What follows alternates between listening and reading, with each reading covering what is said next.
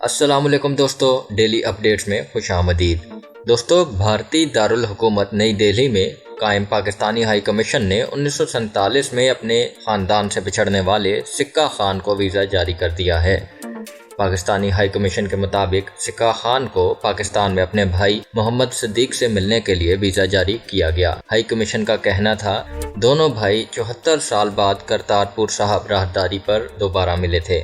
High commission کی جانب سے جاری اعلامیہ کے مطابق ویزا فری کرتارپور کوریڈور لوگوں کو ایک دوسرے کے قریب لا رہا ہے۔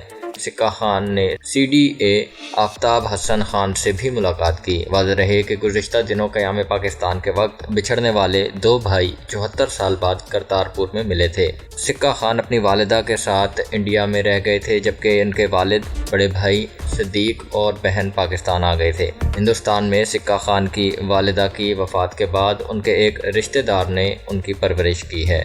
دونوں بھائیوں کی دہائیوں بعد ہونے والی ملاقات میں رکت آمیز مناظر دیکھنے میں آئے تھے۔